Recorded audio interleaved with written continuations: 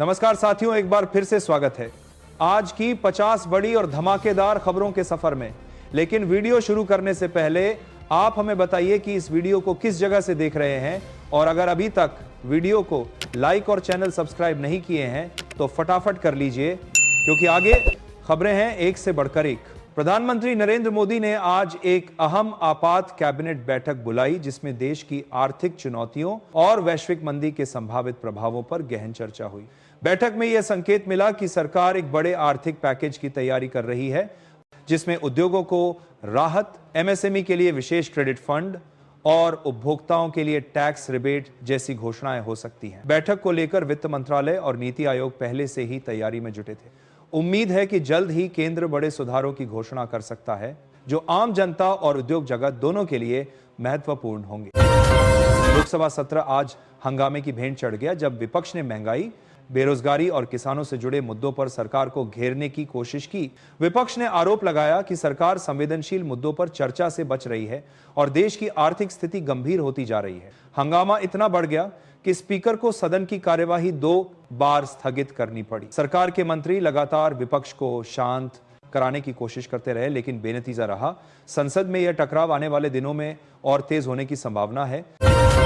कांग्रेस ने 2026 के विधानसभा चुनावों को ध्यान में रखते हुए एक नई रणनीति समिति बनाई है, जिसमें वरिष्ठ नेताओं के साथ कई युवा चेहरों को भी शामिल किया गया है। समिति का उद्देश्य राज्यों में संगठन को मजबूत करना, बूथ स्तर पर नेटवर्क तैयार करना और चुनावी संदेश तय करना है। कांग्रेस इस बार ग्राउंड कनेक्ट मॉडल पर जोर दे रही है, ताकि जनता की समस्याओं को सीधे समझकर चुनावी रणनीति बनाई जा सके। दिल्ली के मुख्यमंत्री अरविंद केजरीवाल ने आज नई शिक्षा नीति का ब्लूप्रिंट जारी किया, जिसमें स्कूलों को हाईटेक बनाने, टीचरों की डिजिटल ट्रेनिंग बढ़ाने और छात्रों को स्किल बेस्ड शिक्षा देने का प्रावधान शामिल है। नई नीति के तहत सभी सरकारी स्कूलों में स्मार्ट क्लासरूम, प्रैक्टिकल लैब्स और करियर काउंसलिंग यूनिट्स बनने की योजना है। केजरीवाल का दावा है कि दिल्ली की शिक्षा व्यवस्था अब देश के मॉडल के रूप में देखी जा रही है और यह नीति छात्रों को आने वाले वर्षों की रोजगार चुनौतियों के लिए तैयार करेगी। बीजेपी अध्यक्ष जेपी नड्डा ने आज विकास यात्रा 2 शुरू करने की घोषणा की, जिसके माध्यम से पार्टी देश के हर हिस्से में सरकार की उपलब्धियों को जनता तक पहुंचाएगी। यात्रा में बड़ी रैलियां, स्थानीय जनसभाएं और संवाद कार्यक्रम होंगे। सरकार की योजनाओं, डिजिटल इंडिया, बुनियादी ढांचे और रोजगार सुधारों को प्रमुखता से प्रचारित किया जाएगा। राजनीतिक विश्लेषकों का मानना है कि यह अभियान 2026 चुनावों से पहले बीजेपी के लिए बड़ा जनसंपर्क कार्यक्रम साबित होगा। पश्चिम बंगाल की मुख्यमंत्री ममता बनर्जी ने केंद्र सरकार पर राज्यों की वित्तीय शक्तियों में कटौती का आरोप लगाया। उनका कहना है कि केंद्र कई योजनाओं का फंड समय पर नहीं भेज रहा, जिससे विकास कार्य प्रभावित हो रहे हैं। ममता ने चेतावनी दी कि यदि केंद्र ने राज्यों की उपेक्षा बंद नहीं की तो वे व्यापक आंदोलन शुरू कर सकती हैं। उनके इस बयान ने राज्य केंद्र टकराव को और बढ़ा दिया है। यह बयान आने वाले राजनीतिक घटनाक्रमों में महत्वपूर्ण भूमिका निभा सकता है। तेजस्वी यादव ने एक बार फिर जातीय जनगणना की रिपोर्ट को लागू करने की मांग की और कहा कि जब तक समाज की वास्तविक जनसंख्या संरचना सामने नहीं आएगी, तब तक आरक्षण और सामाजिक नीतियां प्रभावी नहीं हो सकती। उनका कहना है कि पिछड़े वर्गों को उनका हक दिलाने के लिए यह रिपोर्ट बेहद जरूरी है। उन्होंने केंद्र सरकार पर इस मुद्दे पर स्पष्ट रुख न अपनाने का आरोप भी लगाया। बिहार की राजनीति में यह मुद्दा फिर गर्म होने लगा है। तमिलनाडु के मुख्यमंत्री एम. स्टालिन ने कावेरी नदी जल विवाद पर केंद्र सरकार से तत्काल हस्तक्षेप करने की अपील की है। उनका कहना है कि कर्नाटक पानी छोड़ने में देरी कर रहा है, जिससे तमिलनाडु के किसान बुरी तरह प्रभावित हो रहे हैं। स्टालिन ने प्रधानमंत्री को पत्र लिखकर दोनों बात-है-कामी कावे राज्यों के बीच बैठक करवाने की मांग की है। विवाद के चलते दोनों राज्यों में राजनीतिक तनाव फिर बढ़ने लगा है और किसान आंदोलन की भी आशंका जताई जा रही है।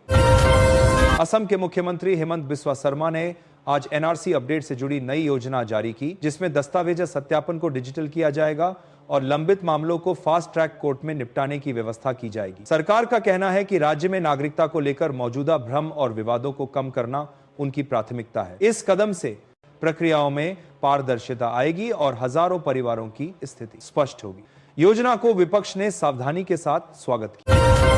राहुल गांधी ने आज तकनीक, शिक्षा और स्वास्थ्य क्षेत्रों में भारत को वैश्विक नेतृत्व करने की आवश्यकता पर जोर दिया। उन्होंने कहा कि भारत की युवा आबादी एक बड़ी ताकत है, लेकिन वर्तमान नीतियों में रिसर्च और इनोवेशन को पर्याप्त महत्व नहीं दिया जा रहा। उन्होंने रोजगार बढ़ाने, सरकारी खर्च बढ़ाने और वैज्ञानिक ढांचे को मजबूत करने की मांग की। राहुल का कहना है कि भारत के पास विश्व शक्ति बनने की क्षमता है, बस सही दिशा की आवश्यकता है। उत्तर भारत में ठंड ने इस साल सभी रिकॉर्ड तोड़ दिए हैं। दिल्ली, पंजाब, हरियाणा और उत्तर प्रदेश में तापमान काफी नीचे जा चुका है और घना कोहरा यातायात पर भारी असर डाल रहा है। कई राज्यों ने बच्चों की सुरक्षा को देखते हुए स्कूल बंद कर दिए हैं। मौसम विभाग ने अगले कुछ दिनों में और ठंड बढ़ने की चेतावनी दी है। अस्पतालों में सर्दी और सांस से संबंधित मरीजों की संख्या बढ़ी है। लोगों से सावधानी बरतने की अपील की गई है। भारतीय रेलवे ने दिसंबर से देश भर में 50 नई वंदे भारत ट्रेनों के संचालन की घोषणा की है, जिससे यात्रा समय कम होगा और यात्रियों को आधुनिक सुविधाएं मिलेंगी। इन ट्रेनों में अत्याधुनिक सुरक्षा प्रणाली, आरामदायक सीटें और तेज गति की तकनीक शामिल है। रेलवे का कहना है कि यह कदम देश की हाई स्पीड ट्रेवल प्रणाली के विस्तार की दिशा में महत्वपूर्ण कदम है। सरकार 2026 तक वंदे भारत नेटवर्क को अधिकांश प्रमुख शहरों से जोड़ने की तैयारी कर रही है। इसरो ने आज SSLV-X4 मिशन को सफलतापूर्वक लॉन्च किया, जिसके माध्यम से 2 महत्वपूर्ण उपग्रहों को कक्षा में स्थापित किया गया। यह उपग्रह कृषि, मौसम पूर्वानुमान और पृथ्वी अवलोकन से जुड़े डेटा प्रदान करेंगे। SSLV की सबसे बड़ी खासियत इसकी कम लागत और तेजी से लॉन्च क्षमता है, जिससे भारत छोटे उपग्रह बाजार में बड़ी प्रतिस्पर्धा दे रहा है। यह लगातार चौथी सफल लॉन्चिंग है, जिससे इसरो की विश्वसनीयता और तकनीकी क्षमता फिर साबित हुई। मुंबई कोस्टल रोड प्रोजेक्ट का दूसरा चरण आज जनता के लिए खोल दिया गया, जिससे दक्षिण मुंबई और उपनगरों के बीच यात्रा समय लगभग 50% तक कम होने की उम्मीद है। इस फेज में एक आधुनिक अंडरसी टनल, 6 लेन हाईवे और अत्याधुनिक सुरक्षा सिस्टम शामिल है। यह परियोजना कई वर्षों से निर्माणाधीन थी और शहर के ट्रैफिक प्रबंधन में इसे गेम चेंजर माना जा रहा है। व्यवसाय और पर्यटन पर भी इसका सकारात्मक प्रभाव देखने की उम्मीद है। अंतर्राष्ट्रीय बाजार में तेजी के कारण भारत में सोने की कीमतें लगातार बढ़ रही हैं। शादी और त्योहारी सीजन के चलते ज्वेलरी बाजारों में भीड़ उमड़ रही है। उच्च कीमतों के बावजूद निवेशक सोने को सुरक्षित विकल्प मानकर बड़ी मात्रा में खरीद रहे हैं। विशेषज्ञों का कहना है कि वैश्विक आर्थिक अनिश्चितता और डॉलर कमजोर होने से सोने में तेजी बनी रह सकती है। ज्वेलर्स का कहना है कि स्टॉक तेजी से खत्म हो रहा है। दिल्ली में वायु प्रदूषण खतरनाक स्तर पर पहुंच गया है। कई इलाकों में आकी 450 के पार दर्ज किया गया है, जो स्वास्थ्य के लिए बेहद हानिकारक है। सरकार ने ग्राफ 4 लागू कर दिया है, जिसके तहत निर्माण कार्य बंद कर दिए गए हैं। ट्रकों की एंट्री सीमित कर दी गई है और स्कूलों को ऑनलाइन मोड पर स्विच करने को कहा गया है। डॉक्टरों ने चेतावनी दी है कि प्रदूषण में लगातार रहने से सांस और दिल की बीमारियों का खतरा बढ़ जाता है। नागरिकों से जरूरी ना होने पर बाहर ना जाने की अपील।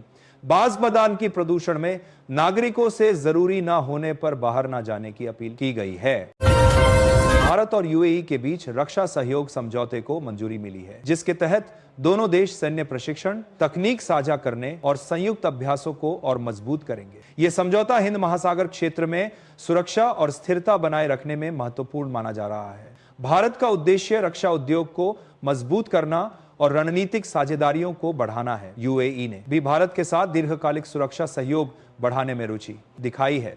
यह समझौता दोनों देशों के रक्षा संबंधों को नई ऊंचाई देगा। आज शेयर बाजार में भारी गिरावट देखने को मिली। सेंसेक्स करीब 900 पॉइंट गिरा और निफ्टी भी तेज गिरावट के साथ बंद हुआ। आईटी, बैंकिंग और स्टील सेक्टर में बड़े पैमाने पर बिकवाली हुई। निवेशकों का कहना है कि वैश्विक बाजारों में मंदी की आशंका और विदेशी निवेशकों की लगातार निकासी ने बाजार पर दबाव बढ़ाया है। विशेषज्ञों का मानना है कि यह गिरावट अस्थायी है और लंबी अवधि के निवेशकों को घबराने की जरूरत नहीं है। अगले कुछ दिनों में उतार चढ़ाव जारी रह सकता है।